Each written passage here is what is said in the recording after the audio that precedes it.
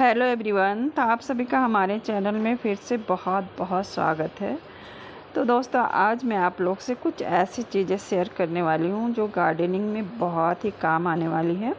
और हो सकता है दोस्तों, ये तो सभी को पता होता है करना है, लेकिन कभी कभी हम क्या होता है ना कि भूल जाते हैं और नहीं कर पाते। जैसे पिछले बार मैं नहीं कर पाई थी, तो इस बार मैंने वो तैयारियां कर ली है। तो मैं सोची कि थोड़ा सा आप लोगों को भी याद दिला दूं कि ये काम भी हमें करना पड़ता है। और ऐसे बहुत सारे काम होते हैं दोस्तों जो हमें गार्डनिंग में बहुत आसान करते हैं, तो इसीलिए उन कामों को हमें वक्त रहते कर लेना चाहिए। तो ये काम ऐसे है दोस्तों कि बारिश आने से पहले अगर इन कामों को कर लिया जाए तो फिर हमें गार्डनिंग करने में थोड़ी सी आसानी हो जाएगी। तो चलिए, आज मैं आप लोगों से वही शेयर करती हूँ। तो दोस्तों, आप लोग ज़रूर देखिएगा। और थोड़ी सी मैंने अपने गार्डन की झलक भी दिखाई, बहुत सारी चीज़ें हमारी अच्छी बीत चल रही है। तो चलिए मैं शुरुआत करती हूँ कि हमें ऐसे कौन कौन से काम करने चाहिए। तो यहाँ पर देखिए दोस्तों, जैसे ही बारिश आएगी हमें बहुत सारे पौधों की रिपोर्टिंग करनी पड़ती है, और इस समय हमें चाहिए होता है सूखी हुई मिट्टी। और अगर हमने अभी मिट्टी को नहीं सुखाया तो बाद में फिर हमें सूखी हुई मिट्टी नहीं मिलेगी, क्योंकि जब बारिश की शुरुआत हो जाती है दोस्तों तो फिर लगातार ही बारिश आती है। इसीलिए वक्त रहते हमें क्या करना चाहिए, अपनी मिट्टी को अच्छे से सुखा लेना है। तो देखिए दोस्तों, मैंने बहुत सारी मिट्टी को इस तरह से सुखाया है और डब्बों में बंद कर लिया है, क्योंकि मुझे बहुत सारे पौधों की रिपोर्टिंग करनी है। तो बहुत दिक्कत हो जाता है अगर मिट्टी गीली होती है, खाद वगैरह मिलाना बहुत मुश्किल हो जाता है। तो ये काम अभी आप लोग भी ज़रूर कर लें, जितना हो सके मिट्टी को सुखा कर रख लें। और दूसरा काम है दोस्तों, जैसे कि हमारे यहाँ देखिए, हमारे यहाँ तो पेड़ है नीम का। तो नीम का पेड़ भी अच्छा होता है, तो इसकी पत्तियों को जैसे तोड़ लिया और उसके बाद इसे भी अभी आप सुखा लीजिए, तो एक दिन में ही सूख जाती है। अभी बहुत तेज़ धूप हो रही है, तो मैं हर दिन कुछ ना कुछ पत्ते सुखाते रहती हूँ, और जब सूख जाते हैं तो उसे डब्बे में डालकर रख लेती हूँ। तो ये काम आप लोग भी ज़रूर करें। तो इससे क्या होगा कि अगर हमारे पास नीम खली नहीं भी है तो इसका पाउडर बनाकर हम अपनी मिट्टी में डाल सकते हैं। और देखिए दोस्तों, हमारे यहाँ बहुत तेज़ हवाएं भी चल रही है और पौधे काफ़ी अच्छे से हिल रहे हैं, अच्छे लग रहे हैं, और मौसम भी थोड़ा अच्छा हो गया है। तो यहाँ पर देख सकते हैं कि मैंने बहुत सारे देखिए इस तरह सुखा के रखा हुआ है।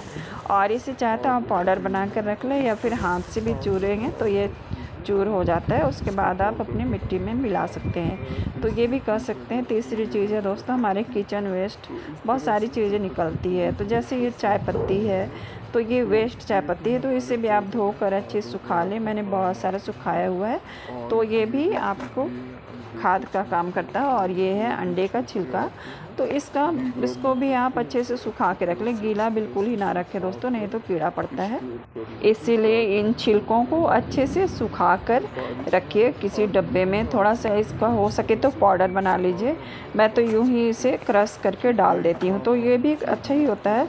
तो इस तरह से देखिए, हमने बहुत सारी चीज़ें करके रखी हुई है। और ये देखिए किचन वेस्ट है, तो इसमें देखिए बहुत सारे किचन वेस्ट है। जैसे केले के छिलके को मैंने काट काट के छोटा कर लिया, आलू के छिलके हैं, प्याज के छिलके हैं, और इधर भी देखिए हर दिन की जो सब्जियां मिलती है तो मैं इस तरह से सुखा लेती हूँ और एक जगह इकट्ठा करके रखते जा रही हूँ। तो ये भी बहुत आसान होगा दोस्तों, जब हम खाद नहीं डाल पाएंगे तो इस तरह से हम लोग सूखे हुए चीज़ें अपने पौधों पे डाल सकते हैं। तो इससे क्या होगा, हमारे गार्डन को कम खर्च में अच्छी खाद मिल जाएगी। और ये फेंकने वाली चीज़ें होती है, अगर गीला रखेंगे तो कीड़े पड़ते हैं। तो इस तरह सुखा कर रखिए।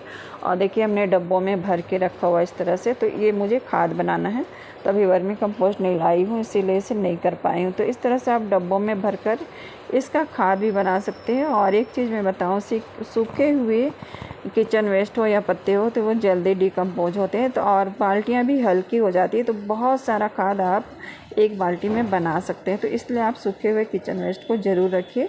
तो ये सारे काम आप अभी ज़रूर करिए दोस्तों, तो फिर आपको बारिश के दिनों में फ़ायदा होगा और कम मेहनत में आपको अच्छे फल और फूल मिल जाएंगे। तो ये काम ज़रूर करिए। एक छोटी सी चीज़ थी जो मैंने याद दिलाई है, क्योंकि बहुत बार होता है कि हम भूल जाते हैं, ये काम नहीं कर पाते हैं, तो बाद में फिर हम पछताते हैं ऐसा क्यों नहीं किया। तो इसीलिए मैं बता रही हूँ। तो बस आज के लिए इतना ही दोस्तों, फिर मिलते हैं दूसरी वीडियो में। तब तक के लिए बाय। और अगर वीडियो अच्छी लगी हो तो एक लाइक ज़रूर करिएगा, और अपने घरों में भी इसी तरह पौधे लगाते रहिएगा। Thank you, bye.